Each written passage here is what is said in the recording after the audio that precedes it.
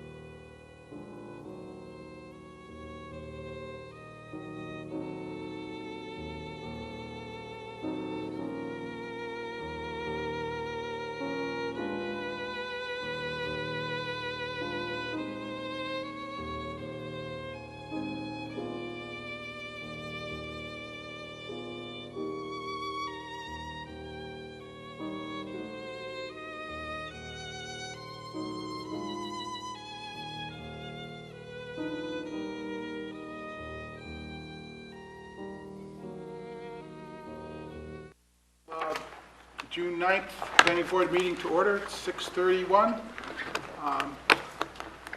First item on the agenda is the minutes. Paul, do we have any recommendations there? Yeah, Mr. Chairman, I recommend approval of the minutes of March 31st for the joint meeting. And secondly, the May 25th item, they're waiting some final comments, so that's held until next week. I'll second. All in favor? Aye. Aye. Any opposed? Okay, approved. Second item is a release on Myers Lane, request for release of covenant. And Brian, I'm going to turn to you to explain this. This is a small subdivision off of Asheville Road. They have a covenant to secure the performance of the construction of the way. They would ask the board to release that covenant in favor of a bond in the amount of $12,000, and I can recommend that to the board here tonight. We have all the engineering reports in from engineering. They owe us a binder course, some loam and seed, some incidental details. It's a small 150-foot long road. So I move the release of the covenant in favor of a $12,000 bond for Myers Lane off of Hatchville Road. Second that. Any further discussion? Yeah, I have one. This is a minor change, and it should be done in the next couple of weeks, is that correct? Should be, but they have at their discretion, a construction schedule. Usually, give them a sufficient amount of time, 6 months to a year. to do it. Thank you.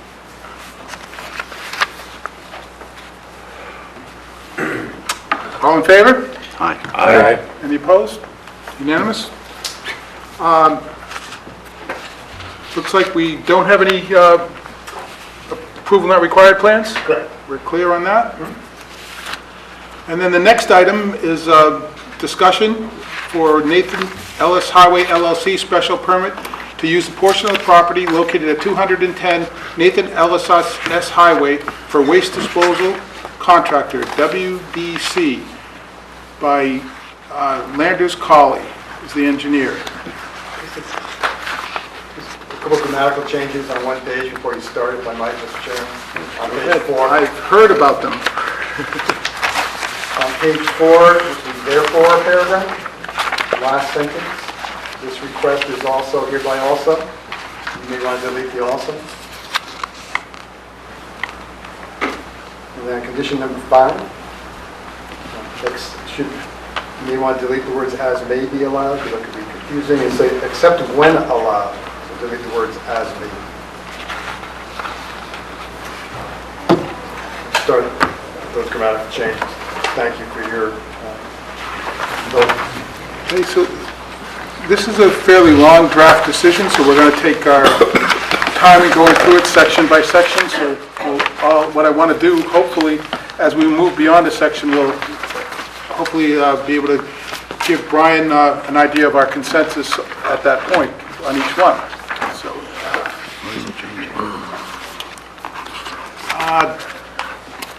do I need to go into the background? Are you all comfortable with that?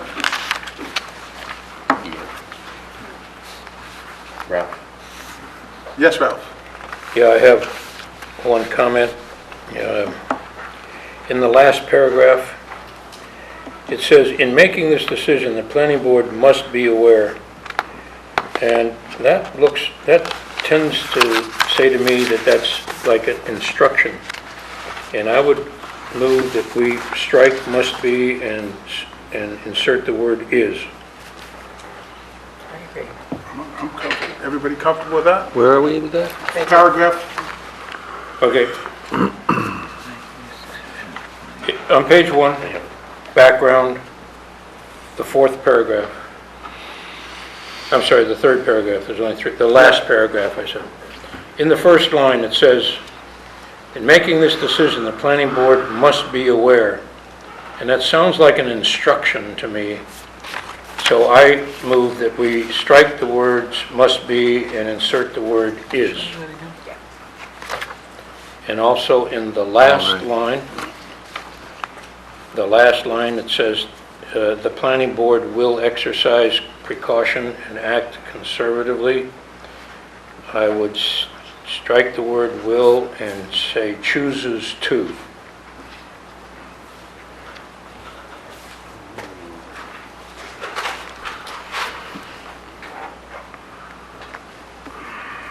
The reason for these changes is that, to me, it says that we, the planning board, are saying what we're going to do and that we are aware of what we're doing.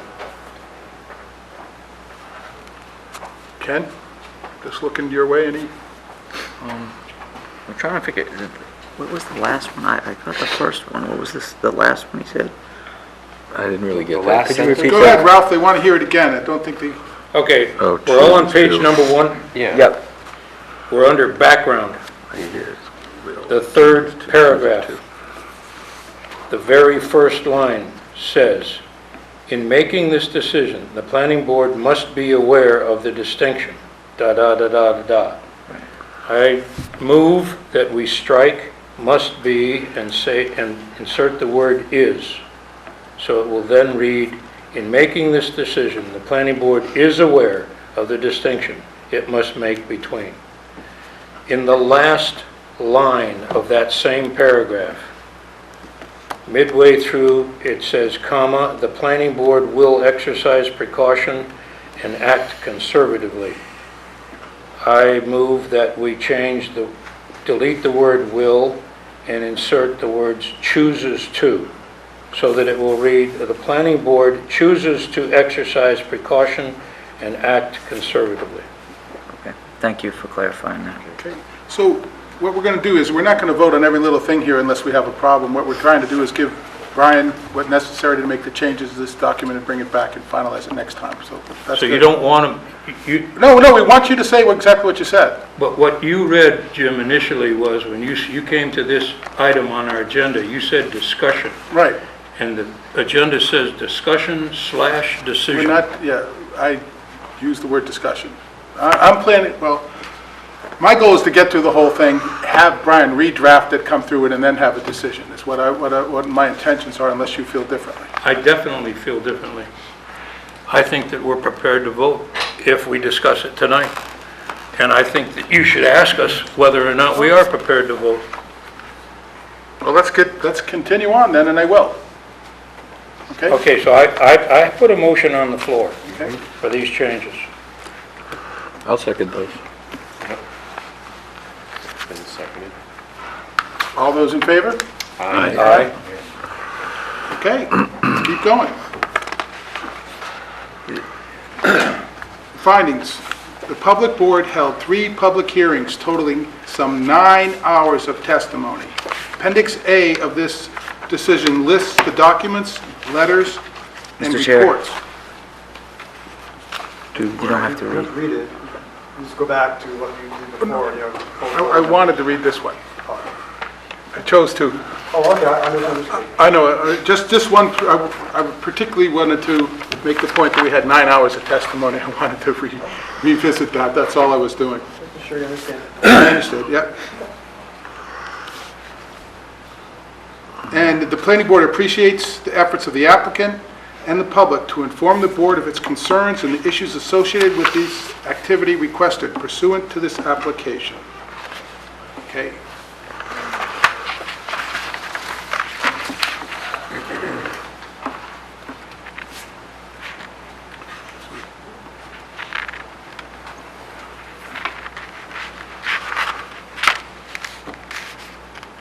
So the first major finding is finding of that there's 15 municipal solid waste trucks storage on the site and 100 municipal solid waste dumpsters to recycle up to 60 tons of cardboard. We in agreement with that first finding? I am. Ralphie, good? Yep. Okay. Yes, Pat? I have a question, because there has been ABC activity on the site. It's allowed under this bylaw. I don't know whether they're discontinuing that or what status the ABC is. All this draft motion does is permit ABC under the findings. It has no relevance whatsoever to any other activity. You see what I'm saying? I do, even though it was said that they do that. The petition is to those 4 items. Okay, So you're bringing in something else, just to, up on the side for the moment, because your motion would be to allow something to happen. Which is okay, gotcha. first 3 findings. The next findings, the board finds it suitable for the proposed use under the light industrial C zoning. It's as a matter of right, that the nearest residential house is 870 feet away, that traffic has been engineered and the site is sufficient to handle the traffic, that because of the berm, I'm summarizing, if somebody wants to interrupt me, please do, I'm moving through. The impact of visual character is all right because of the berm, it's not impacted. The adequacy of sewage disposal, and these are all findings we need to make, and the utilities are sufficient for the 3 activities requested as part of the special permit.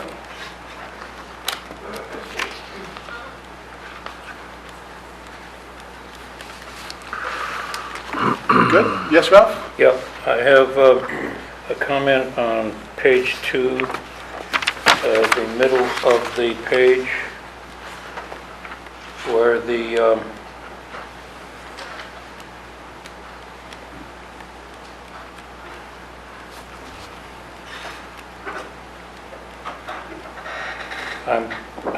excuse me, I'm looking at the version we got in our packet versus what I had at home. In the middle of the page, the paragraph that begins with, "The board finds the site suitable for the proposed use." Yep. The very last line, the very last sentence says, "The remaining land is public open space." My suggestion is that we add the word abutting in between the words remaining and land, so that it would read, "The remaining abutting land is public open space." Because prior to that, in that paragraph, it refers to the land that is owned by the applicant. So just to make sure that that's clear, the remaining land is abutting, the abutting land. So it's my suggestion, I'm not going to make a motion, my suggestion is that we add the word abutting between remaining and land.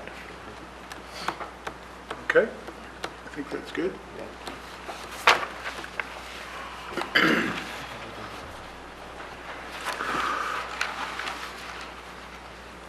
The next finding is relating to the composting of organic materials at 5 tons daily. And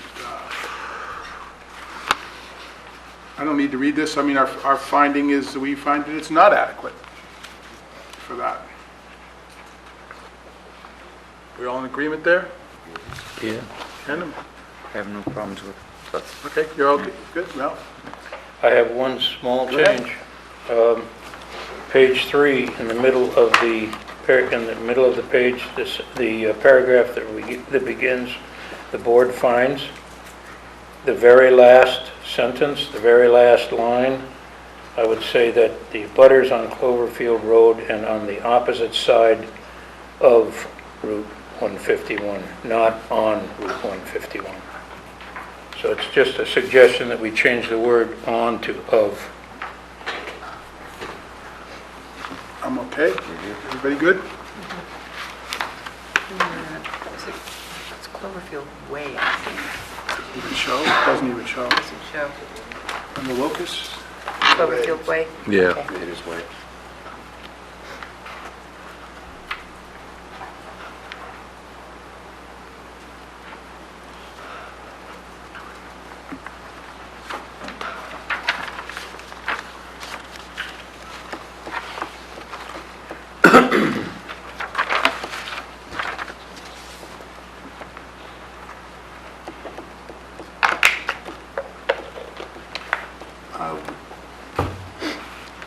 I'll read the next 2 paragraphs because it kind of sums it up a little bit.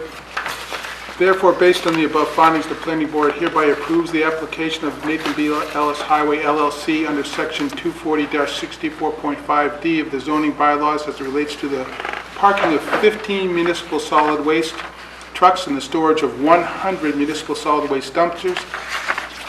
Recycle on-site up to 60 tons of cardboard a day. This represents the application and the supplemental information referenced in above. The application requests the shared use of 11 vehicles from Cavos Excavation and Cavos Disposal as the following: 8 roll-off trucks, 2 swap load trucks, 1 forklift. This request is also hereby granted and conditioned below. Based on the findings, the above findings, the board hereby denies the application of Nathan B. Ellis Highway LLC under section 240-64.5D of the zoning bylaws as it relates to composting of organic material in its entirety as conditioned below.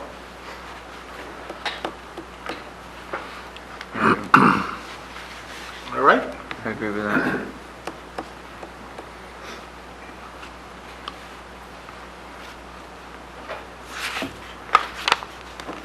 Should we read the condition? Oh, yeah. Sure. Do you want to read them, Doug? Sure. Go ahead. Conditions. Number 1, this special permit is issued to Nathan Ellis Highway LLC, Secretary of the Commonwealth, identification number 201150189. Any change in any change in manager or director will require the approval of the planning board as modification of this decision. Condition number 2, the continuance of the existing landscape berm along 151 and its maintenance is a condition of this special permit. Any changes will require the approval of the planning board as a modification of this decision. Number 3, there should be no interference with access to the cell tower approved by others. Number 4, repairs to the vehicles and equipment approved by this special permit shall be performed indoors. Number 5, except as allowed by right in Light Industrial C zoning district, no composting of material shall be allowed pursuant to this special permit. Number 6, hours of operation pertaining to the activities of Cavosa disposal shall be limited to 5 a.m. to 10 p.m., except during the hours from 2 a.m. to 5 a.m. Vehicle drivers may enter the site, perform safety inspections, start the municipal solid waste vehicles, and leave the site. There shall be no limit during declared weather emergencies or when responding to requests for assistance from public safety agencies. Number 7, to the extent applicable, the site shall be further subject to the requirements of the Massachusetts Department of Environmental Protection. Prior to the initiation of activities allowed under this special permit, the applicant is required to obtain all necessary DEP approvals.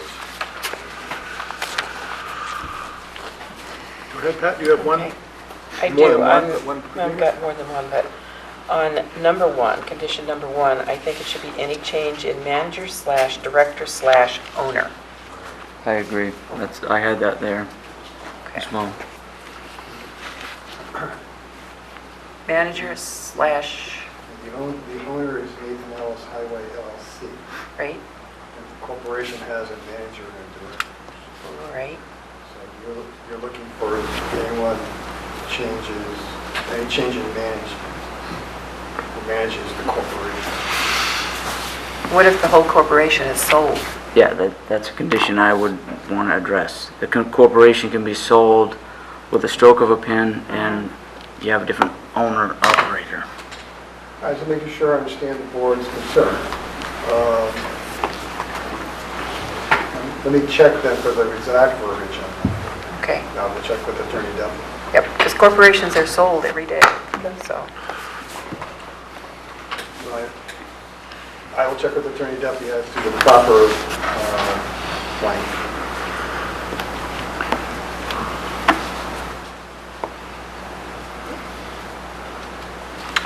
And Pat, I see a lot more there. Okay. The others are okay, except I start with my problems down at number 6. Hours of operation pertaining to the activities of Cavosa disposal shall be limited to 5 a.m. to 10 p.m., except during the hours from 2 a.m. to 5 a.m. Vehicle drivers may enter the site, I say, to perform safety inspections, period. Because if they're allowed to start the MSW vehicles and leave the site, well, that's the full activity. And then further, I think there shall, an addition should be, no MSW vehicle shall leave the site before 5 a.m. except with the following exception, : there shall be no limit during declared weather emergencies. Because then we're just giving that starting time away. But we're not really giving the time away. It's clear that there's still a time limit on it. It just gives them the practical, they've got the permission from the town to do the pickups. We're not here for that. I know, but I'm Nothing just to do with saying, us. it just seems like this is probably what's going to happen. Well, let me comment on that. Yes, please do. That makes it no time limit, because this facility doesn't store trash there. They just bring their vehicles in, out, dump off, maybe change the dumpster. So if you allow the 2 to 5, basically you've given them a limit of only the hours of 10 p.m. and 2 p.m. they can't use the site. Well, they can't run machinery around, but they just, I thought it was a good, reasonable compromise, because they're just starting the trucks and leaving. not like they're gonna be running around with excavator machines, and Yeah, but, I guess we don't agree. no, we don't. Because they can leave at 2. Pardon me? They can leave at 2 a.m. They can come into the site. Drive around the Start their town, vehicle pick and up go. trash at 2 AM. And I don't agree with that, regardless of what any other permission they've been given. Us as a board, we have the responsibility to protect everybody in the town, not only the neighbors around here. Our job, as far as I'm concerned, is to protect neighbors in the town, and I know the fact that people don't want trash trucks. If you look all around town, every apartment building, every house in the downtown area, there's businesses around, there's dumpsters next to those businesses. People do not need to have vehicles coming and picking up trash dumpsters at 2, 3, 4 in the morning when people are trying to sleep. Ralph? Yeah, I agree. Everybody said, I have a thought I'd like to add, or a question. I'm just wondering, does this put our local guy at a disadvantage, and somebody with the truck facilities in Bourne can start up and come into our whole town and get it all done because we won't, someone in our town do it? I mean, wouldn't that be the effect of what we just said? He's restricted, because his trucks are here, he can't do it. I'm not Somebody a half mile further north. pervious to what anybody else does. I'm just saying what we shouldn't allow in our town. And Right, as but- far as I understand, anybody else that operates in the town has to go before the Board of Health and get the right to do that. And if it is allowing other people in there, it's not our job to say it puts him at a disadvantage for his business. That's what I wanted. We're here to protect the people by the decision we make. And if we let this go, that means they can roll out of there at 2 in the morning and start picking up trash in the town of Falmouth. That's my only concern. Okay. How do you feel, Ralph? You feel the same way? Yeah. I do. Paul? We've talked about the hours of operations on a number of occasions. We've extended them from 7 in the morning to 6 and to 5. I don't believe we discussed this variation at all. And I think we should go back to what we voted on last time and keep it from 5 on. And just delete that whole section saying he's entitled to have people come in and start up and move equipment around. So I'd be not in favor of continuing it the way it's written. What time frame do you want to put on, Paul? Same as we voted. Just take out the delete, except during the hours, et cetera, take out that entire phrase. Ken, does that work for you? I don't have a problem with people coming on the site and doing safety inspections and stuff before they leave. It's just the fact is I don't want trucks to leave before the hours that we set. So, Can you handle that, Brian? You can work that out accordingly? I'm listening, and I will try to form some additional language for you. Okay. You don't mind safety checks, but you don't... Well, except Ralph, you wanted to, You don't want them leaving the site. Ralph, your intention was to vote this tonight, right? Yeah, well, it doesn't look like that's going to happen. Okay, I just checking, yeah. All right, and I also have a comment on that, on the number 6, but maybe Pat's not finished with hers yet. Well, I just wanted to make a comment that the contractor's business, when that was a special permit, remember, we limited the hours from 6 to 10 p.m. That was a special permit last August, I think it was. So we're giving an extra hour on this one already by saying 5 to 10. Right. And we no longer can constrain the hours of operation of a contractor's yard because it's no longer a special permit, it's by right. But I'm just saying, I think we had already agreed 6 to 10, so we're giving already by saying 5.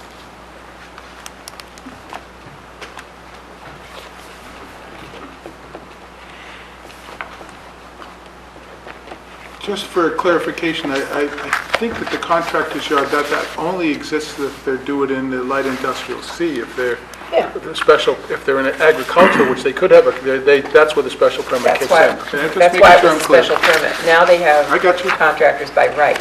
Just testing my understanding. We all good? Well, I do have one Go ahead. suggestion on paragraph 6, if Pat is finished. In the last sentence, it says, "There shall be no limit during declared weather emergencies." I would insert the word time before limit. There will be no time limit. Okay? That's a suggestion. I'm not going to make a motion for that. Okay, I think that's a good one. Can we go back to number 5? Sure. I wrote myself a note that I didn't bring up then. It says that, except as allowed by right in a light industrial C zoning district, no composting of material shall be allowed pursuant to the special permit. Does anybody feel that that should be further defined? Did we, clarification, did we ever get a clarification as to what's allowed in the light industrial C? Because that was brought up last time. That they are still allowed to compost what they did before, or do we not know yet?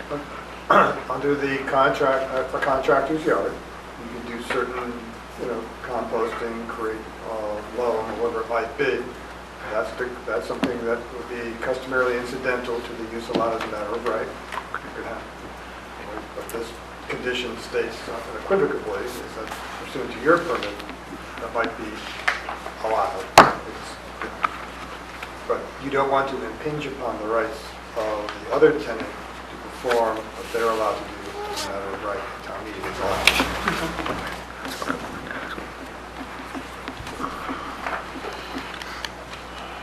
all. Okay, the next is just a list of submissions. This is the last chance. Any other comments by anybody?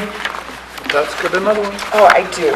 Okay. Because on the engineering drawings that were given to us, it was indicated on there that the encroachment of the boulders on the electric company site would be moved, as well as the certain areas would be planted with indigenous grasses and plants. And so I'm wondering if we should put that in there, because that had been a requirement on past permits that hadn't been done.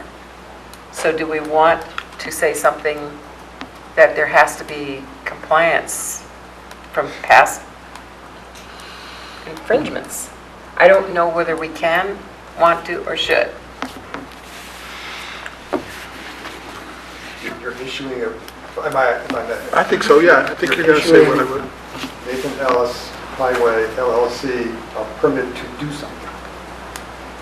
If you believe there are other activities that warrant enforcement action, that's the roles and responsibility of others pursuant to a permit you have already issued.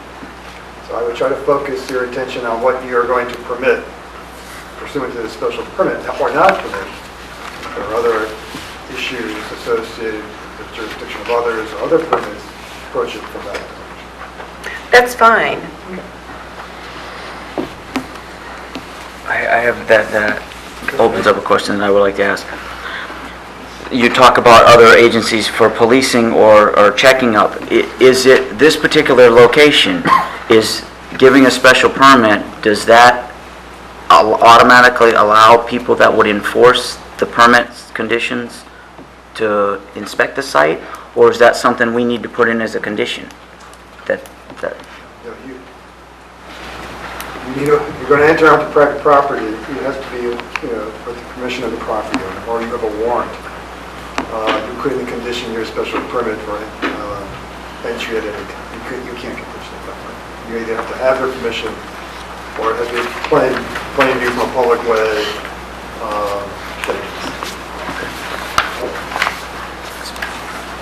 Makes it very interesting. But if there's a complaint, would they be allowed to go check on if there was a complaint? If the building department got a complaint, they usually call the property owner. Right. Maybe make an appointment. Right. And come and talk to me, and maybe come out and visit your site. So it's a process. It's a process. Okay, I'm okay with that. Ken, you okay? No, it's the way it has to In be, between? so. Well, So there's, It's Thursday night. Attorney Bard, you ask me all this stuff? So, we set to have Brian bring this back to us the next time for a decision? Yeah. yeah, I definitely would like to read Everybody had their over. oar in the water here? Yeah, I would definitely want a chance to Yeah. read the Read it one more time. Yeah, we'll whole get another thing bite at the before we apple. came back in. That would be June 30th. Whatever the next meeting is, I haven't gone that far ahead. Well, If your schedules, it'd be probably June 30th, because 23rd, you're not available, and Ken's not available, so we'll probably see you on 23rd. Okay.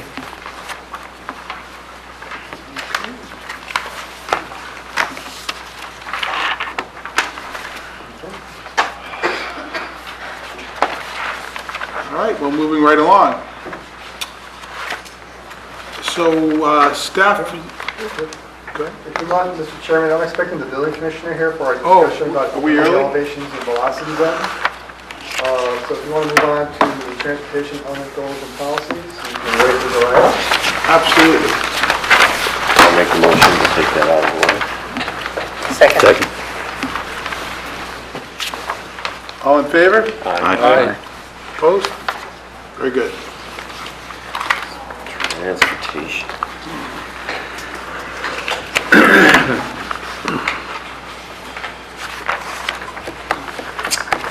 Okay. Transportation element goals and policies, committee report. Pat, you ready to go? You're Well, conflating the two. I would, Two different issues. I would say that we met with Tom Kerr, and he liked what we had done. He didn't see reason to change any of this. That, you know, he saw the goal and the policies, so he did not see any reason to change any of that. And that's, of course, what we bring to town meeting. The action items, we can discuss tonight. We can discuss actually all of this tonight, and see whether you all see any changes that you'd like to see in here. Because I think we're ready, if you approve of this, to take it to a joint meeting with the selectmen.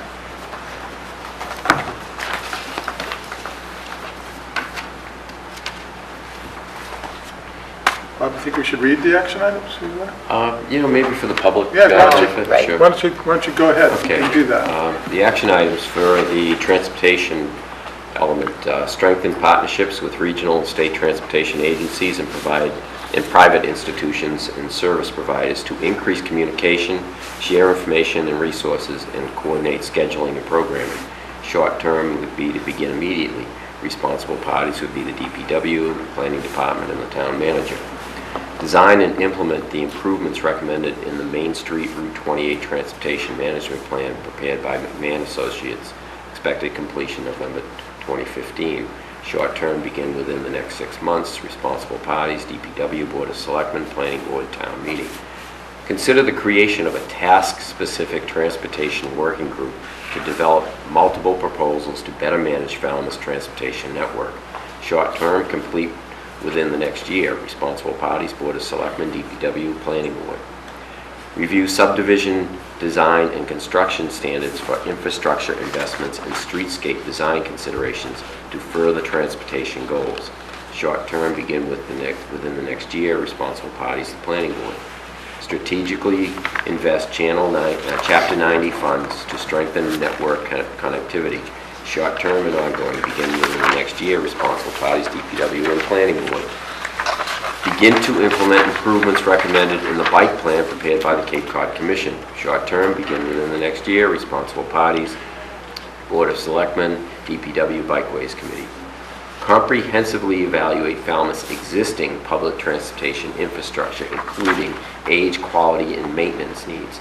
Identify future needs and gaps in service to develop a long-term plan for maintenance and strategic expansion.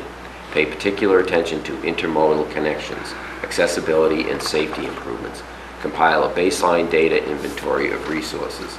Short term, begin within the next year. Responsible parties, DPW, Board of Selectmen. Develop a robust capital improvement planning process and corresponding capital budget to assess the entire infrastructure, facilities, and equipment needs of the town and appropriately schedule maintenance and expansion projects.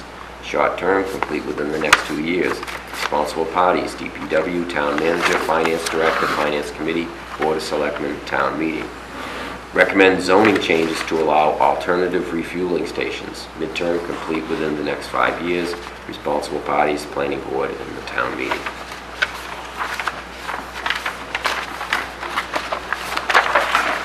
The only comment I wanted to bring up is, we had talked long and hard about,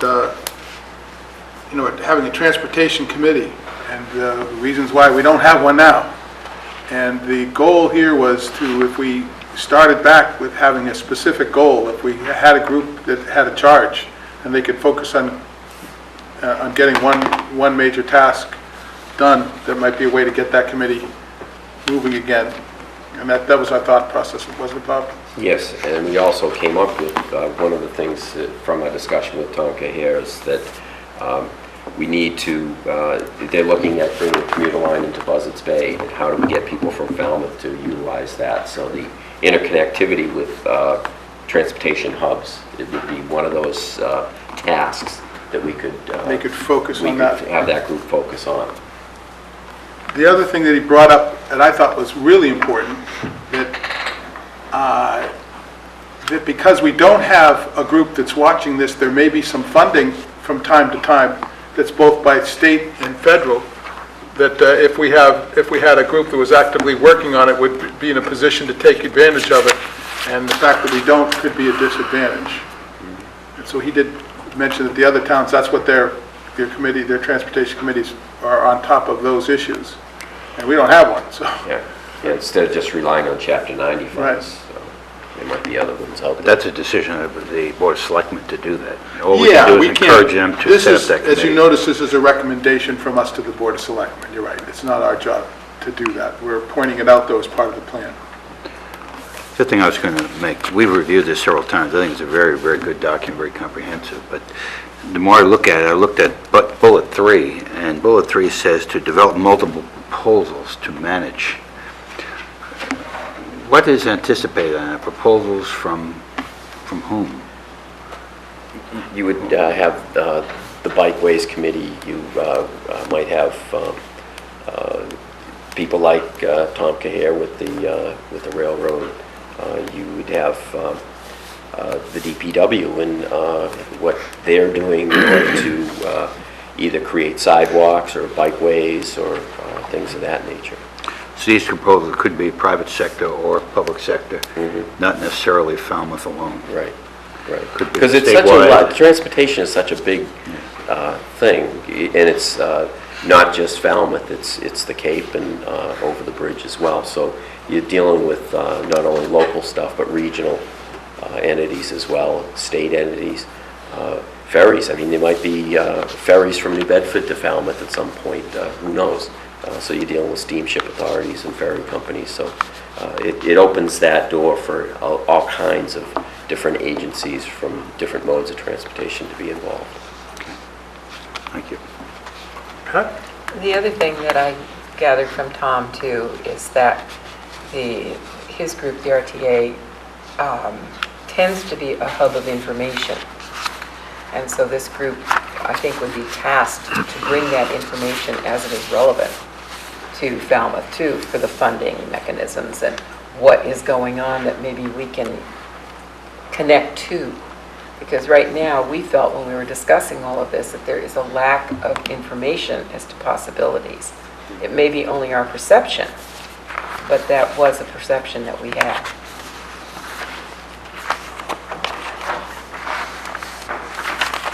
Yes?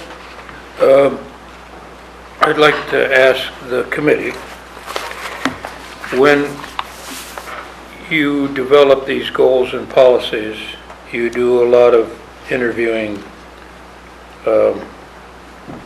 people to get input and also to, I'm assuming, get a commitment to do these things. If you look at all of these bullets and you add it up, the DPW is mentioned 7 times. These are action items for implementation. So when you say the responsible parties are responsible for action and implementation, you are saying that the DPW is going to be heavily involved in this transportation goal and public policies document. So I'd like to know briefly what your discussions with the DPW were in relation to this, and were they able to make a commitment to doing these things? Well, a lot of these, the DPW's role would be advisory. And the other component to that would be the capital investment part of it, so that they can plan through their request to town meeting what they might need to do, or what they would like to see done. The sequence of how things get done, whether it means having to move the sewer line from underneath the bike path, or moving the bike path, or, these are the types of things that they would have to be involved in. And they would advise if this was something that people were considering. And we said, okay, we want to do this, we want to move this, and they come in and say, well, no, you can't do that. So it would be an advisory type of situation in many of these. And it's So also do they part of- understand that they're advisory in this case? I mean, were your conversations with them? With Ray Jack and Peter McConerty, I got that sense, yes, that in some of these, it would be advisory. And keep in mind, they take direction from the selectmen and the town manager. We still have to go to them with this plan, and the selectmen get to weigh in on it as well. So this is our recommendations first to our board, and then we take it as a board to the selectmen. And then if they agree, then it gets handed to the DPW, who the selectmen, who the DPW takes direction from. When we talked with Peter McConerty, actually, he's been working on a lot of this already. It's in his long-term planning, the Chapter 90 funds. We found out how he makes decisions and the use of those. So a lot of this is part and parcel of what he's already doing. By listing the DPW in here, it's part of the communication network too. So that people are all on the same page. Go ahead, Bob. On the second page, the second bullet, it talks about comprehensively evaluate existing transportation infrastructure, et cetera, et cetera. That's a very complex operation. Is it anticipated that a consultant would be hired to do that, or this committee would be doing those sorts of things? Is there any thought to how that might, who might do that?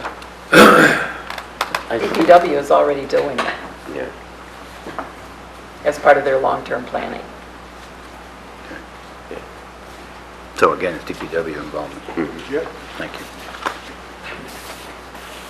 I mean, I think if we're going too far with these, that'll be the selectmen's job to reel them in. I mean, we're going to sit and talk with them about it. They're the ones that actually make the call. We just make a recommendation. There's going to be a joint meeting with the Board of Selectmen. It's just going to be, here's our recommended thing, comment on it. What's anticipated? We are anticipating a joint meeting. Okay, that would be helpful. There's a lot here that's not, there's a lot of thought gone into this, and there's a lot of angles to this that aren't immediately evident unless you're really involved in it. So I think it would be very helpful to have a discussion with the Board of Selectmen on what needs to be done. Okay, we're dragging the puck here, waiting for building commissioner. It doesn't look like it's going to happen.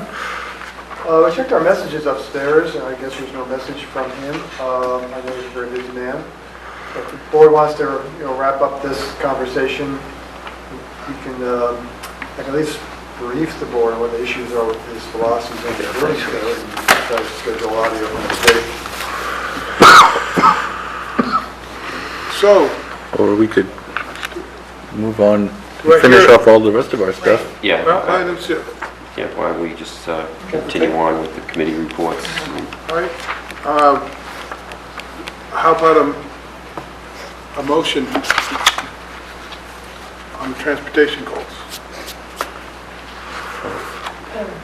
Do we have a motion to accept these?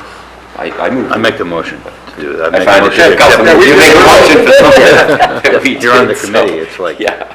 I make a motion, we accept the draft Transportation Committee Goal and Public Policy Statement as part of the local comprehensive plan. And I would second that recommendation. Any further discussion? You want to, should we read the policies? We didn't read the policies. Sure. We've approved it already. Well, Okay, transportation, Falmouth, I'll start with the goals, pretty easy. Falmouth will increase transportation freedom and choice. We have very wide goals. Everything fits underneath them. Be very, very simple. Policy number 1, Falmouth will increase the local and regional transportation systems efficiency, flexibility, and resilience. Policy number 2, Falmouth will institutionalize a budget process that provides the full cost pricing needs of the transportation infrastructure. And policy number 3, Falmouth will encourage alternate modes of travel and promising emerging technologies. Falmouth will encourage alternate modes of travel and promising emerging technologies. And I do have a question about number 2, if I could. Go ahead. When you say we're going to institutionalize a budget process, what budget would that be? And what would we be pricing with these full cost pricing needs? What we're looking to, one of the things with towns done is they'll get the money to build the road. They'll never budget money to take care of it again. And, so the idea is that the full life of the road, if we decide a road's going to be there for 50 years, that they've taken into consideration that 10 or 15 years it has to be replaced. Or a bridge needs a certain amount of maintenance through its whole life. And we just don't wait till it falls apart and start over again. That we think of the full life cost of that infrastructure and budget for it accordingly. And anyone that's built those things knows in 10 years you need to do certain things to them, and 15 years you got to do, and we want to make that an upfront, understood. So part of what happens though is whenever the town runs out of money, they cut the budget and things get driven into the ground. It might be a futile attempt, but that's what we're trying to do to prevent. One thing I was going to comment about these elements and redoing this. The current plan that the town has doesn't really give who's responsible for these things. And like some of the other ones, clearly you go through the bullet statements and it says the DPW and the selectmen as just an example. That way it's out there written down that these people need to be watching this. It shows some type of accountability for the goals that we're trying to do. So Part of the discussion we have on the local comprehensive plan is that we don't expect this committee to go away. And then what we expect when we're done is to go back and revisit, some of these action items and go through and see how we're doing. And if we have to call the DPW back in and revisit with them, are you guys still on target for this? We would hope that in the future that committee could be constantly reviewing these, maybe not done on a weekly basis, but at least on a monthly basis. That was some of our discussion. Okay, thanks. Now I'm ready to vote for it. Okay, been moved and seconded. All in favor? Aye. Opposed? None? Thank you very much.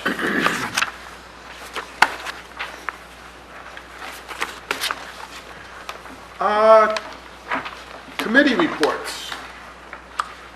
Ralph, I think we'll start with you. Okay, Jim? If you don't mind, with your permission, I'll take the podium and I can face everybody. Sounds serious. As you know, I've represented the planning board for the last 10 years on the Community Preservation Committee. And according to the charter, I must step down, and I will be stepping down at the end of June, this month. So the challenge is for the planning board to appoint someone to take my place.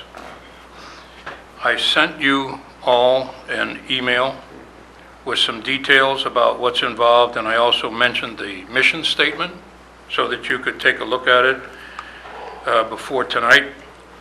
And the reason I'm up here now is to field any questions that you might have if you were to consider representing the planning board on the Community Preservation Committee. The appointments are for 3 years. And the reason I had 10 years is because my first year appointment was for 1 year. And then I had 3 consecutive 3-year terms. So that's why I had 10 years. And one other person on the Community Preservation Committee is in the same situation and will be stepping down at the end of the month. So, at this time, hopefully you've had a chance to take a look at what's involved representing the Planning Board on the Community Preservation Committee. And if you have any questions, I'd be happy to answer them. Go ahead, Mr. Doug. Doug? I got a question, Ralph, about the hours, the commitment of hours during the week and workday time. Is there really a need for that, or could it really be handled at those 2 evening meetings twice a month? I'm sorry, I don't quite understand your question. I got the impression from the email that I was reading, and I replied, and then you answered me, but I didn't quite get it. Is there, in addition to the meeting twice a month, in the evening at Yes. the administration, is there another commitment that involves workday hours? You mean as a member of the CPC? Right. Not necessarily, no. I mean, I happen to be the current chairman, and I spend some time in the office coordinating agendas, like you would do when you would go in the planning office and coordinate the agenda. And also in the last year, I've been in there more than normal because we operated without an administrator for a year, and we got behind in some administrative situations. And we I spent a lot of time with our staff person in the office to get us caught up. And we also developed some new things also. So I feel that the current situation is very good. We have as I mentioned here, we have a consultant that gives us 50 hours a month. So the requirement for a committee member to go into the office is really rare. We do have subcommittees that meet sometimes, and other than the 2 monthly meetings, and those are all coordinated so that everybody on the subcommittee can be there. So it has to be, maybe if it's not at noon, then it'd be at 5 o'clock in the afternoon. You might get together and discuss something. And each subcommittee has a chairman, a chairperson. Any other questions for Ralph? Yeah. Go ahead. I have two, if I may. You've been a representative for 10 years, and there's a lot going on with CPC, a lot of different funding, a lot of changes. How does a potential member get up to speed on what the goings-on are at the community preservation? Okay, good question. One of my goals when I was the chairman was to develop a binder for every person on the committee. And it's called an information binder, and it has everything since day one in it that you would need to know about the history of the CPC and what we have accomplished up to this point. It has 8 tabs. It's about that thick. It's very easy reading, but it starts out with the legislation that was passed by the state. It then gets into the local town bylaw that was written by Mr. Duffy. And it goes right on through the important things. We have our own plan, which we developed, and we update that once a year. We also have our own operating procedures, which talks about how we conduct our meetings and how we appoint our subcommittees and that type of thing, how we can communicate with the public. And then we have the roster, our calendar, those kinds of things. All that information is in this binder, and if you would spend maybe 2 to 3 hours and read that binder from front to cover, you'd be up to speed. Thank you. Second question, if I Go may. ahead. Yes. I looked at the plan that's on the website for the Community Preservation Committee, and there's a table of all the different funding elements that have been funded over the last, I don't know, 5, 6 years, however long they've been That's there. 10 years. Well, 10 years, obviously, for quite a while. Yep. And in there, 10% goes to housing. And if Right. you look at it, there's a large amount of money being transferred from one housing element to the other, and it's hard to tell where that money is going or how it was used or how effectively it was used. And I'm curious if you have a comment on that. I Sure. realize that's a summary and you got to get into the detail, and I'm Right. not implying anything other than I couldn't follow it very effectively. Okay. The legislation states that you must spend a minimum of 10% on community housing, a minimum of 10% on open space, and a minimum of 10% on historic preservation. Recreation was a subset of open space.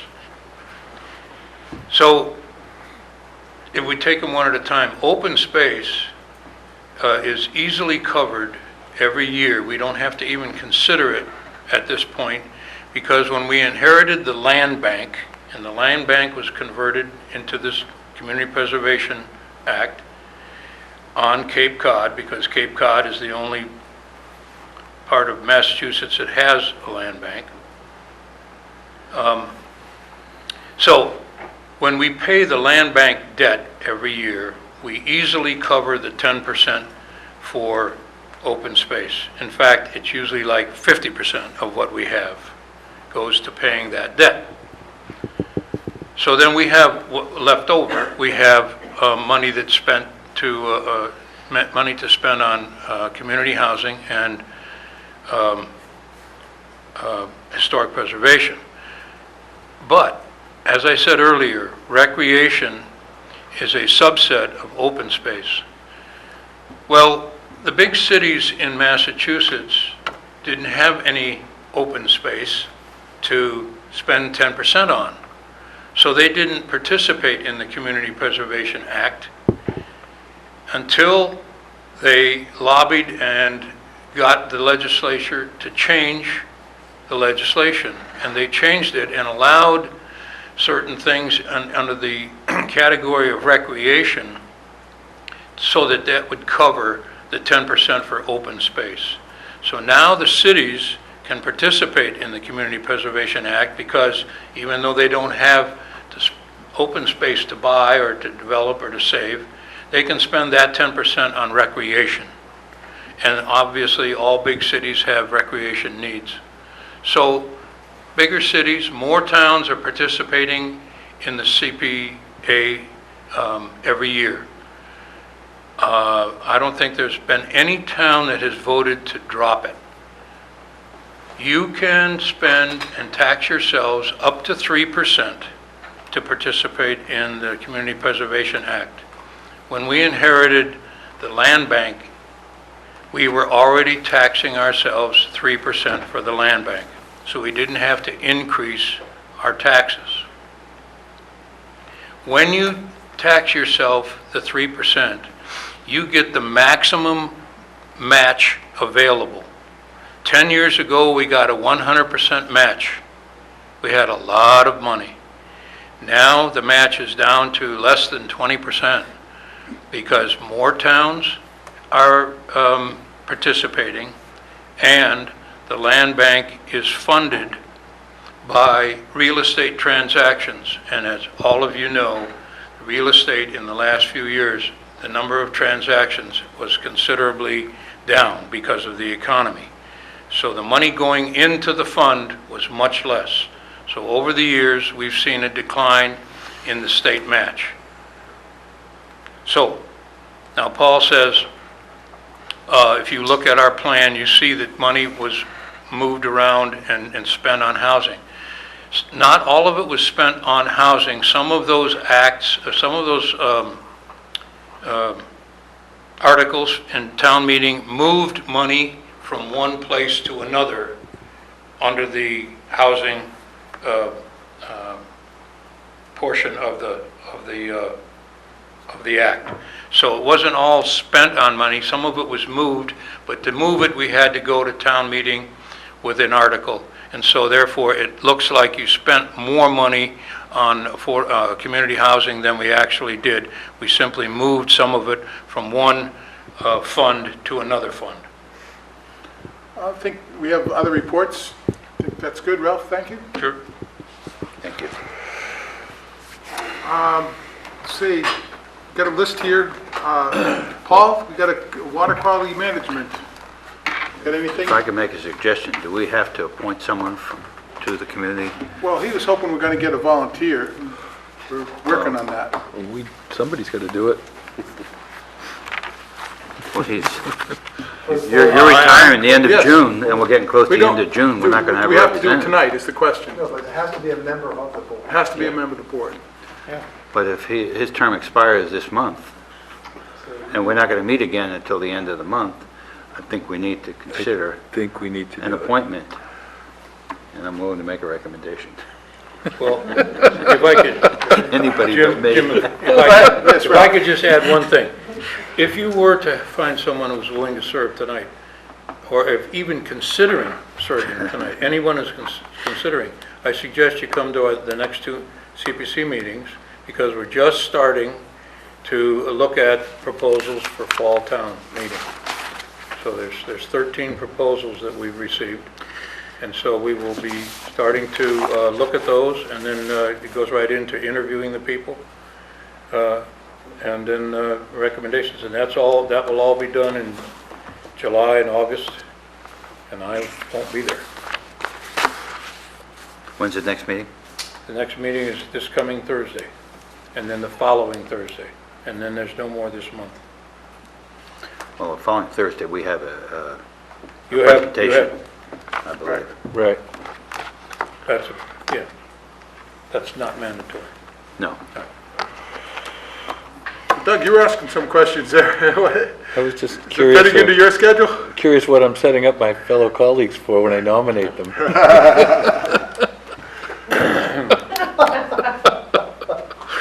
I've learned a long time ago, you don't volunteer anything.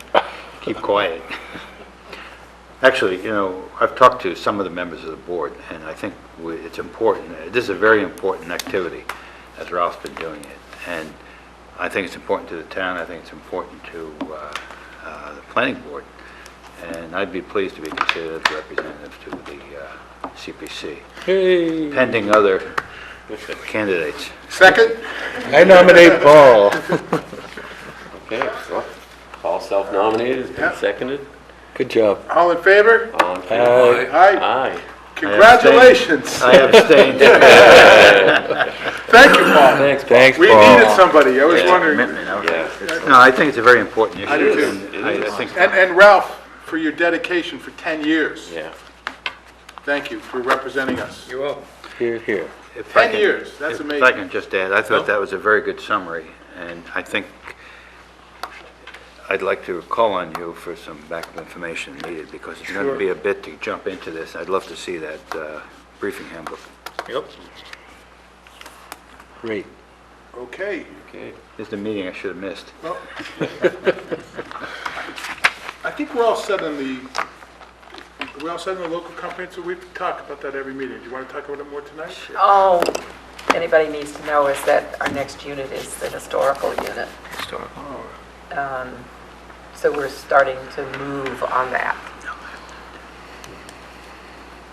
Okay. Water quality management, Paul, anything there? I have no report at Okay, this time. it's I all right. will give you a report next time. That'd be fine. And coastal pond management, Doug, your name's next to that. Nothing Nothing going on right there. now, waiting for the next meeting. Well, and my name's next to the EDIC. Well, we had that group is really starting to heat up. We have a lot of activity. We met this morning in this room at 8:30. The two big things, and I'm involved in the subcommittees on both of them, is that we have signed a 99-year lease with the Department of Transportation, and the EDIC now is responsible for the $1.4 million renovation coming up on the train station, Falmouth Station. We are in the process of putting a bid package together. Two things that we discussed today is a request for proposal for clerk of the works, and then as soon as that's done, we'll be beginning on putting out bid proposals for the contractors for it. Most importantly, will be an architect to do the design, to integrate it into the historic aspect of the building and design it necessary going forward. have a lot of interest from the town. Our other people are showing up at our meetings quite a bit, and I think it's going to be very, very interesting and rewarding time. And that's moving on pretty well. Then the other thing that we're really heavy on right now is we voted this morning to request a memorandum of understanding or a letter of intent with the town, what the role the EDIC would play if, in fact, we go ahead with the landfill solar field. And so we're going to be proposing to the town that they lease it to us, that we sublease it out to the contractor.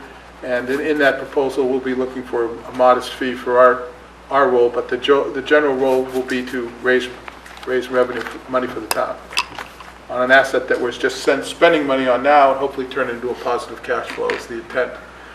And we'll have more to report on that as we move over the next few months, but those things all should be happening in the next 60 to 90 days. We're moving forward.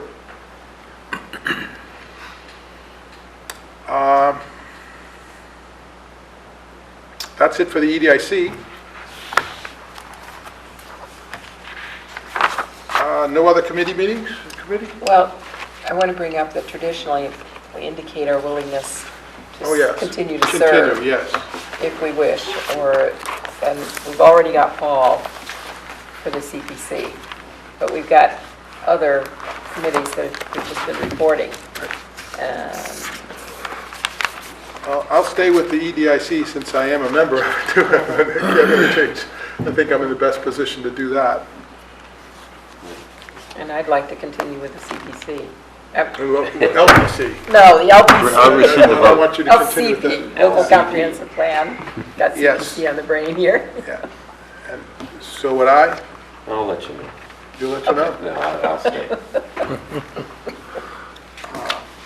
Okay.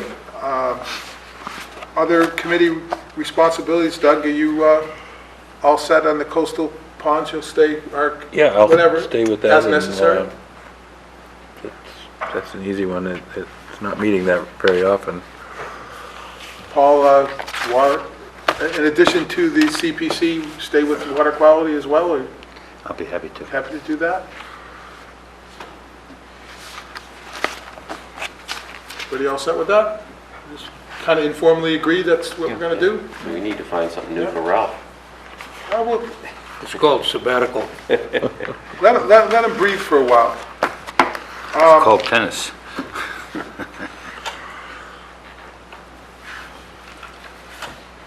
Okay, If you want, I could just bring you up to speed for a moment on the velocity zone, so you can yeah, know that'd be good, and I have a question. There's a map up there of our new velocity zones in the orange, and some of it's obviously the sea, but you can see it takes up a great deal of the coastline. Here's the issue that we'll hopefully be discussing over the next few months, perhaps not for the next town meeting, but for April. Is that in these zones, these velocity zones, you're subject to wave action, the energy of these waves. And so those elevations are relatively high. I think in some instances, the base flood elevation in some of the south-facing coast is elevation 20. The building code is changing such that certain improvements made to existing structures will require you to elevate your structure to base flood elevation plus 2 feet. So in some instances, you're going to start the bidding at elevation 22. The height limit in town is 35 feet. So if you have an existing, say a small dwelling in these velocity zones, and you're finding now that your insurance premiums are going beyond what you want to pay, and you would prefer to elevate your home above base flood elevations, or if building code issues dictate that you do so, we're bumping into, no pun intended, the ceiling. So we have to start thinking about the adaptation of these structures that are in these velocity zones. I believe there's about 1,000. 700 structures, and they're not all homes. Right, may not be a home, could be another type of structure. What we might think about as a solution. Some towns on the South Shore, Marshfield in particular, have developed a very specific overlay or a exception in their bylaws to allow in very small areas, these elevations to occur. Others might have decided that they want to then discuss a change in definition, perhaps of your building height. But that's the issue that's confronting us, is how do we take some existing structures and make them become adaptable to new changes in the building code without having some of the issues that are going to surface with these structures being elevated 28 to 22 feet up in the air on these pillars and reminiscent of some parts of South Carolina. So give that some thought if you want to Google some information, and by hopefully your meeting on the 30th, we'll have some more for you. But just give that some thought at the moment. We'll be going on in that discussion over the next few months.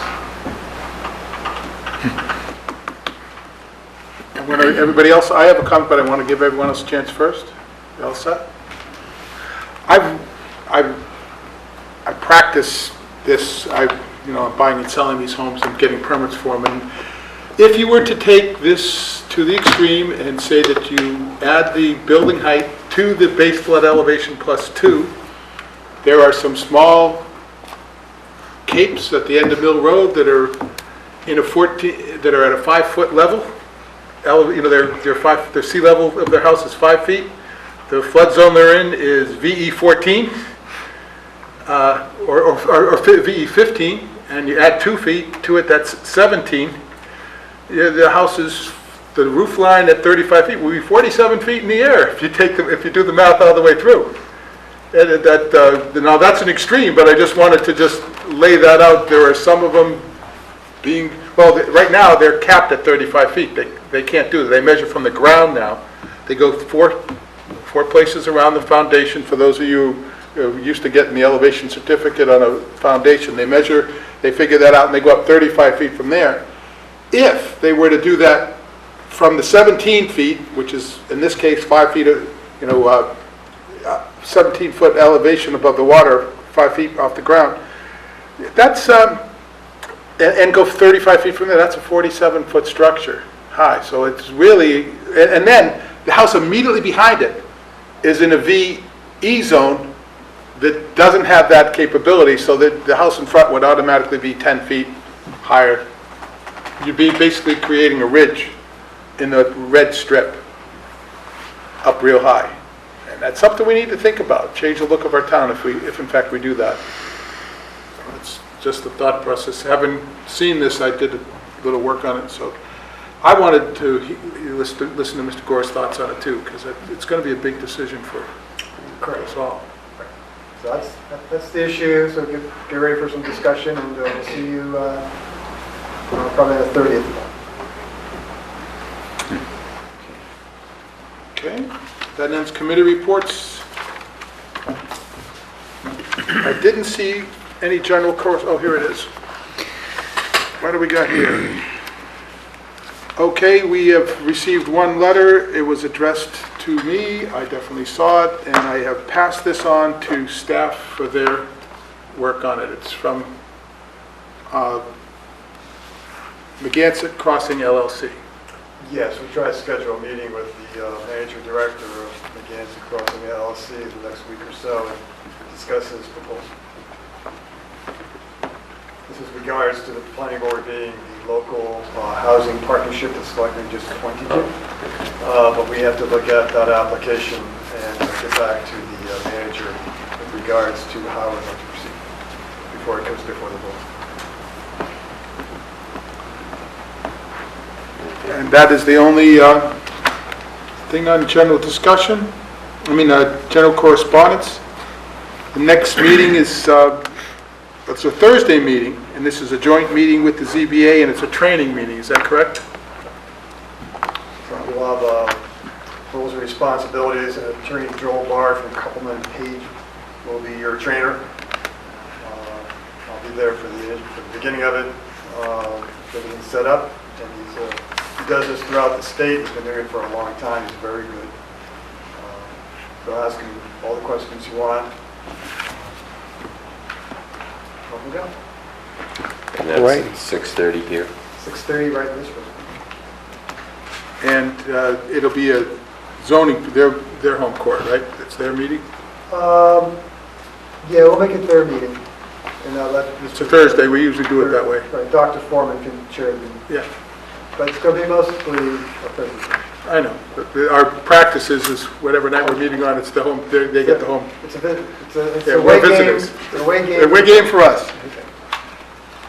And that is the end of our agenda items. I will make a motion to adjourn. Second. All in favor? Oops, discussion, Paul, go ahead, sorry.